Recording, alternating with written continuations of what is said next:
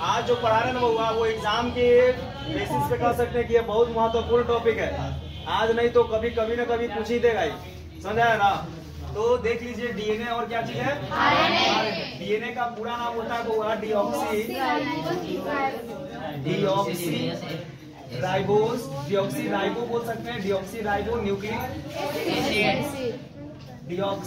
Nucleic acid इसका पूरा नाम होता है, ठीक ना। और इसका जो पूरा नाम होता है राइबो न्यूक्लिक एसिड के नाम से जानते हैं। उसको राइबो न्यूक्लिक एसिड बोलते हैं और इसको क्या बोलते हैं, डीऑक्सी राइबो न्यूक्लिक एसिड बोलते हैं। बोर्ड पे देखो, नहीं देखेगा बोर्ड पे, देखो बोर्ड पे। तो ये तो इसका पूरा नाम हो गया ना, तो पूरा नाम से इसका अंतर नहीं होता है, ये केवल नाम है। तो किसी भी चीज को जानने से पहले उसका नाम जानना बड़ा जरूरी होता है। तो नाम जान लिए ना। अब समझिए क्या है पहला अंतर। डीएनए की बात हम लोग करते हैं तो डीएनए जो है हमेशा किसमें पाया जाता है, न्यूक्लियस में। न्यूक्लियस बोले तो नाभिक, समझ आया ना। नाभिक बोले तो केंद्रक, अरे समझ में। ये कहाँ पे पाया जाता है, न्यूक्लियस में या केंद्रक में पाया जाता है। केवल केंद्रक में ही पाया जाता है। इसके अलावा भी और किसमें पाया जाता है, तो ये पाया जाता है माइटोकॉन्ड्रिया या माइटोचॉन्ड्रिया भी बोल सकता है, कोई दिक्कत नहीं। माइटोचॉन्ड्रिया बोलो या माइटोकॉन्ड्रिया बोलो, बोल सकते हैं। सीधा बैठो। माइटोकॉन्ड्रिया पाया जाता है। इसके अतिरिक्त ये किसमें पाया जाता है, लवक में पाया जाता है। लवक बोले तो प्लास्टिड, समझ पा रहा ना। क्योंकि पूछेंगे वो बताता रहे, खड़ा करके पूछते हैं ना जी हमें। तो सुनिए, सुनो जरा ध्यान दो। ये न्यूक्लियस में पाया जाता है। इसके अलावा ये कोशिका द्रव्य के किस कोशिकांग में पाया जाता है, उसका नाम है माइटोकॉन्ड्रिया। और क्या चीज है, लवक। याद रखना माइटोकॉन्ड्रिया जो है ये प्लांट में भी पाया जाता है और एनिमल सेल में भी पाया जाता है। माइटोकॉन्ड्रिया जो है प्लांट सेल में भी होता है और एनिमल सेल में भी होता है। लेकिन ये माइटोकॉन्ड्रिया पाया कहाँ पर जाता है, तो साइटोप्लाज्म में, कोशिका द्रव्य में पाया जाता है, समझ आया ना। और ये माइटोकॉन्ड्रिया एक प्रकार का क्या है, कोशिकांग है, जिसको हम लोग सेल ऑर्गेनल्स बोलते हैं। ये क्या है, कोशिकांग। और प्लास्टिड जो है ये किस में पाया जाता है, तो प्लास्टिड किस में पाया जाता है, केवल प्लांट सेल में पाया जाता है। ये एनिमल सेल में नहीं पाया जाता है, समझ आया ना। ये पादप कोशिका में पाया जाता है। ये भी एक प्रकार का क्या है, कोशिकांग है। तो पूछेगा कि डीएनए जो है केंद्रक के अलावा किस किस कोशिकांग में पाए जाते हैं, तो माइटोकॉन्ड्रिया जो है केंद्रक के अलावा माइटोकॉन्ड्रिया कोशिकांग में पाया जाता है। और किस में पाया जाता है, लवक में भी पाया जाता है। समझ आ रहा है कि नहीं आ रहा, ठीक है। राइबोसोम की बात हम लोग करते हैं तो राइबोसोम जो है ये केंद्रिका में पाया जाता है। केंद्रिका यानी कि न्यूक्लियोलस, ये न्यूक्लियोलस में पाया जाता है, समझ में आया ना। ये केवल किस न्यूक्लियोलस में पाया जाता है। इसके अलावा ये कोशिका द्रव्य में भी पाया जाता है। जैसे बात करते हैं, जैसे ऐसे तो याद रखिएगा ये केवल किस में पाया जाता है, केंद्रिका में पाया जाता है। अरे समझ में। इसके अलावा इसका निर्माण जो है डीएनए के द्वारा होता है और सबसे पहले डीएनए से क्या बनता है, एमआरएनए। तो पूछेगा आरएनए का कौन सा प्रकार जो है डीएनए से बनता है, तो उसका नाम है एमआरएनए। एमआरएनए का पूरा नाम होता है मैसेंजर आरएनए इसको बोलते हैं, ठीक ना। इसको मैसेंजर आरएनए बोलते हैं। नहीं समझ आ रहा है। तो आरएनए किस में पाया जाता है, केंद्रिका में पाया जाता है। ये समझ आया पहला। दूसरा समझो, यहाँ देखेगा बोर्ड पे देखो, फेंक देंगे बाहर, समझा ना। हाँ तो बोर्ड पे देखो, पहचान नहीं करता है। दूसरा समझो, ये जो है हमेशा क्या चीज होता है, अनुवांशिक सूचना। अनुवांशिक सूचना का क्या होता है, वाहक होता है। अनुवांशिक सूचना का मतलब होता है कि माता पिता के क्या हुआ, कोई बात नहीं है, बस समझना 10 को है। छठा समझो कि पहला समझो, बस जो दिमाग में आता जा रहा समझाते जा रहा है। नहीं समझ रहा है। माता पिता से जो बचवा पैदा लेता है ना, ये दोनों से माता पिता मिलकर संतान पैदा करते हैं ना, तो इस संतान में माता पिता के लक्षण जो है ट्रेवल हो जाते हैं, संचरित हो जाते हैं, समझ आया ना। तो ये लक्षण जो है संतान में किसके माध्यम से जाते हैं, तो उसका नाम है डीएनए। यानी कि डीएनए के माध्यम से माता पिता के जो भी लक्षण होते हैं वो बच्चों में क्या हो जाते हैं, संचरित हो जाते हैं। इसीलिए डीएनए को आनुवंशिक सूचना का वाहक कहा जाता है। समझ में आ रहा है ना। यानी कि ये पीढ़ी दर पीढ़ी लक्षणों को क्या करता है, ट्रांसफर करता है। मेरा बच्चा अगर जन्म लेगा तो वो मेरे जैसा दिखेगा, हाँ वो वाले बच्चे को जन्म देगा तो वो बच्चा उसके जैसा दिखेगा, लेकिन मेरा भी कैरेक्टर मैच करेगा क्योंकि मेरा भी डीएनए उसमें गया है। थोड़ा सा गया लेकिन गया है। कभी कभी दादा के जैसा भी दिखता है ना बचवा, नाना के जैसा भी दिखता है ना, तो ये सब डीएनए के कारण नहीं होता है। और हमेशा बताते हैं कि लक्षण मिलना ही चाहिए। अगर मान लो बच्चा जन्म लिया और लक्षण जो है कहीं पड़ोसी का मैच किया, मतलब कि डीएनए कहीं और से आया। समझ आ रहा है ना? नहीं समझ आ रहा है? ये अनुवांशिक सूचना का क्या होता है, वाहक होता है। इसीलिए लक्षण मिलना चाहिए बुआ, लक्षण तुम्हारे से ही मैच करेगा। जैसे जैसे बच्चा बड़ा हो रहा है और लक्षण जो है मौसा पड़ जा रहा है, तो समझो कि डीएनए कहीं और से आया। नहीं चलो समझो, ध्यान दो, नहीं पड़ेगा सब। देखिए दूसरा बोलता है इसमें कि ये कभी भी अनुवांशिक, ये कभी कभी अनुवांशिक सूचना का वाहक होता है। अनुवांशिक सूचना मोटा ये जो है कभी कभी अनुवांशिक सूचना का वाहक होता है। कभी कभी किसी किसी में जेनेटिक मटेरियल का काम करता है। जैसे कुछ वायरस जो होते हैं ना, कुछ वायरस है उसमें आरएनए जो है जेनेटिक मटेरियल का काम करता है। सम वायरस में कर सकते हैं, सम वायरस में आरएनए जो है अनुवांशिक पदार्थ के रूप में काम करता है। लेकिन इसका मुख्य जो काम होता है ना आरएनए का, इसका जो मुख्य काम होता है, मेन काम, इसका मेन काम होता है प्रोटीन सिंथेसिस में। प्रोटीन संश्लेषण में काम। हम लोग के शरीर में जो प्रोटीन बनता है ना, वो मुख्यतः जो है राइबोसोम के द्वारा ही बनता है, यानी कि आरएनए के द्वारा ही प्रोटीन संश्लेषण की प्रक्रिया होती है, जिससे बॉडी जो है ना डेवलप होता है हम लोग का। अरे समझ में? तो ये दूसरा समझ में आ गया। आरएनए का काम हो गया प्रोटीन संश्लेषण में, लेकिन कभी कभी अनुवांशिक सूचना का काम करता है कुछ वायरस में, लेकिन ये हमेशा अनुवांशिक सूचना का वाहक होता है। इसका काम प्रोटीन संश्लेषण में नहीं होता है, लेकिन प्रोटीन संश्लेषण करने के लिए आरएनए को बनाता जरूर है। दूसरा समझ में आया? तीसरा समझो, डीएनए जो होता है ना, डीएनए में दो पॉलीन्यूक्लियोटाइड के धागे होते हैं। एक ये वाला धागा, एक जो है इसका ये वाला धागा। डीएनए दो पॉलीन्यूक्लियोटाइड की लड़ी से मिलकर बना होता है। एक ये पॉलीन्यूक्लियोटाइड की लड़ी होती है, एक ये हो गया, आइए दूसरा का हो गया।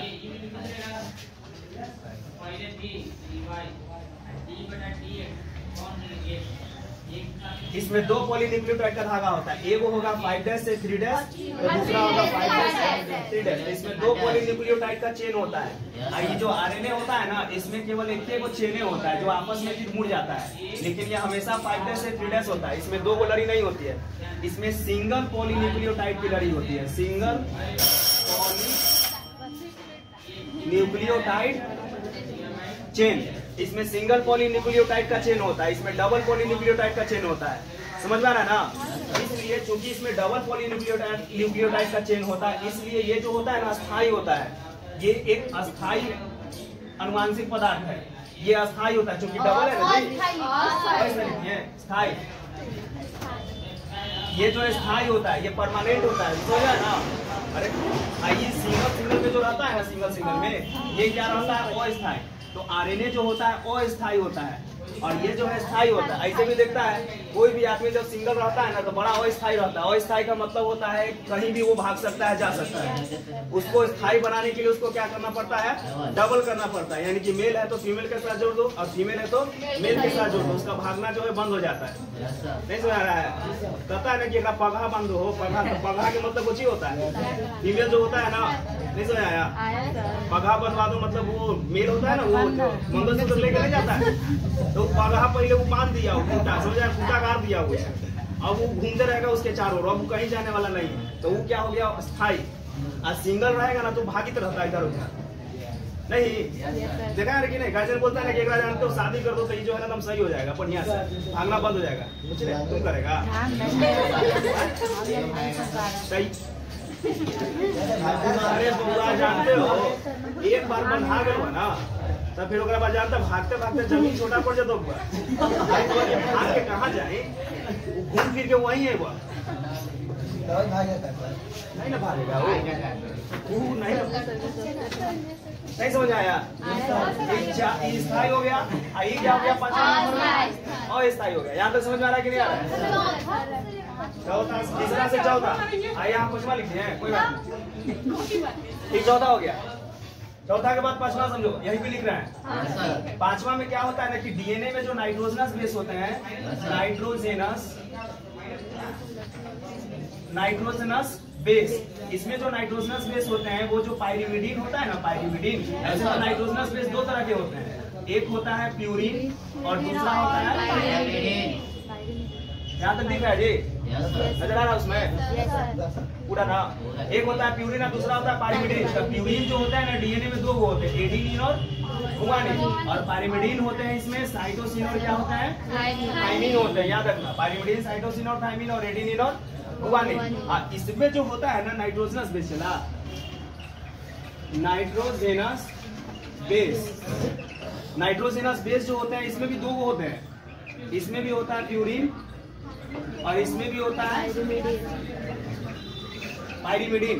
तो इसमें जो प्यूरिन होता है ना ये दो तरह का होता है, एडेनिन और क्या होता है गुआनिन। लेकिन इसमें पाइरिमिडीन जो होता है साइटोसिन होते हैं और क्या होता है यूरासिल होते हैं। मतलब कि आरएनए में थाइमिन के स्थान पर क्या पाया जाता है यूरासिल पाया जाता है, और डीएनए में यूरासिल के स्थान पर क्या पाया जाता है थाइमिन पाया जाता है। ये भयानक अंतर है, समझा ना।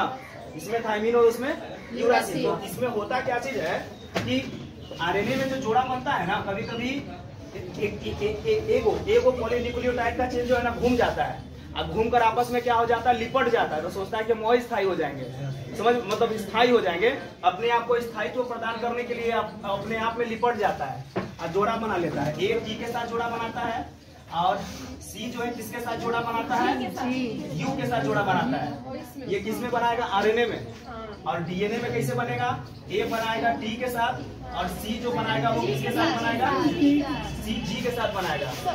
नहीं गलती हो गई।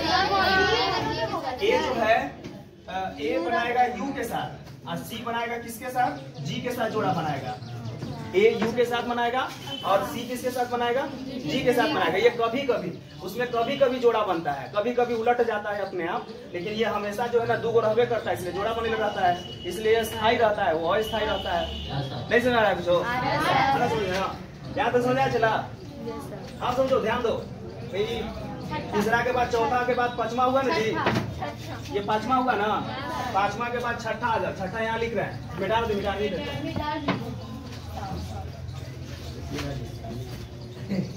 आंसू नहीं रे, सुने रहता है।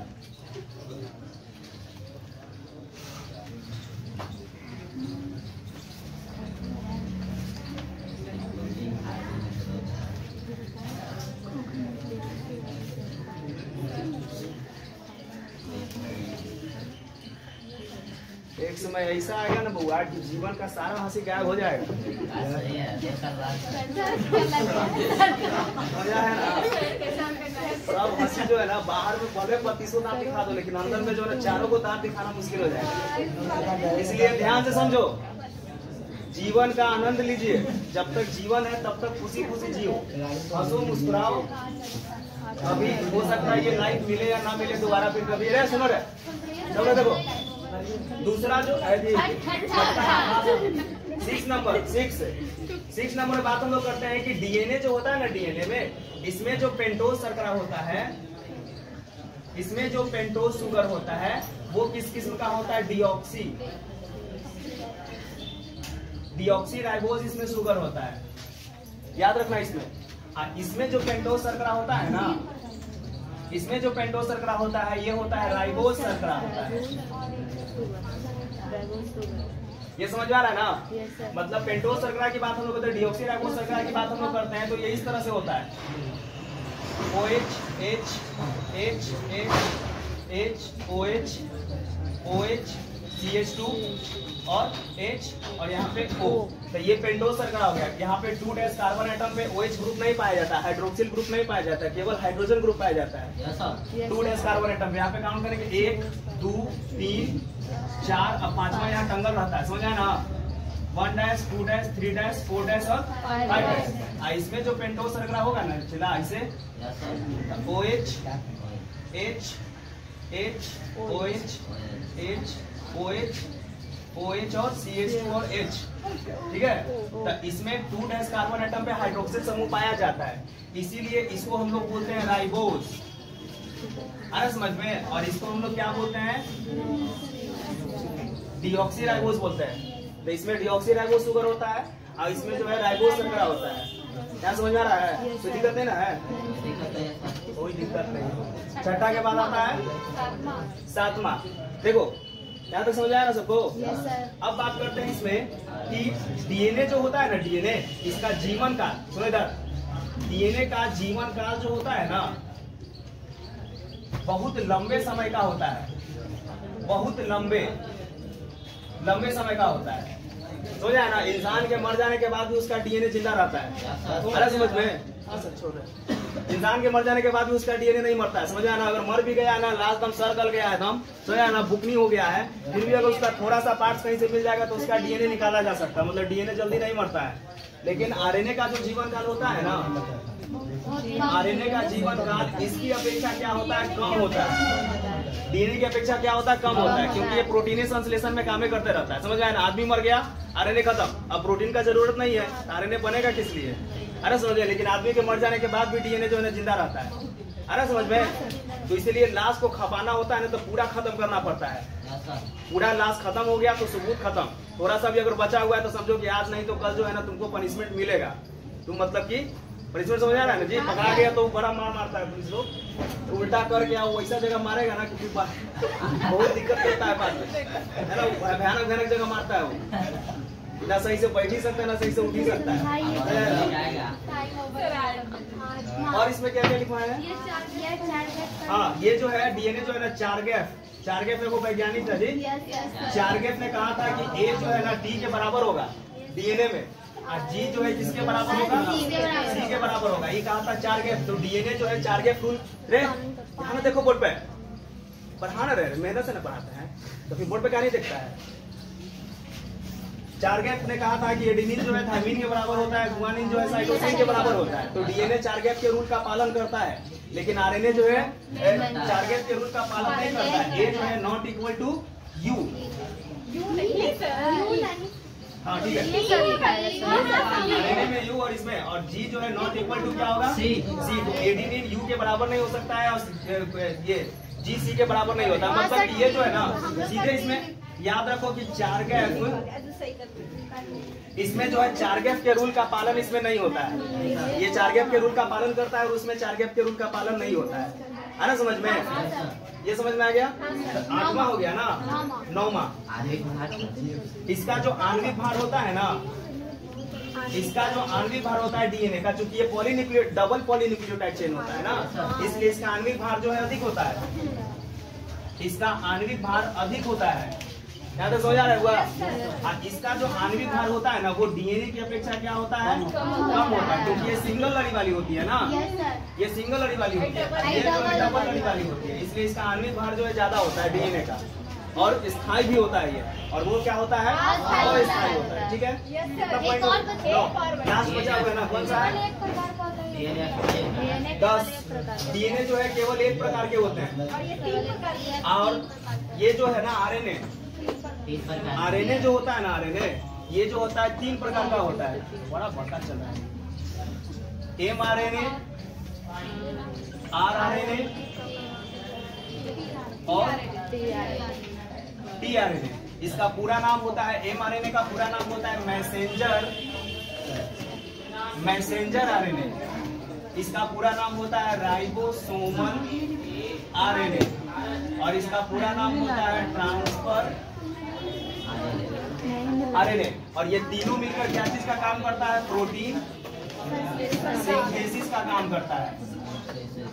अरे समझ में? तो ये डीएनए हो गया और उधर क्या हो गया? आरएनए। तो ये डीएनए और आरएनए के बीच में अंतर हो गया। ये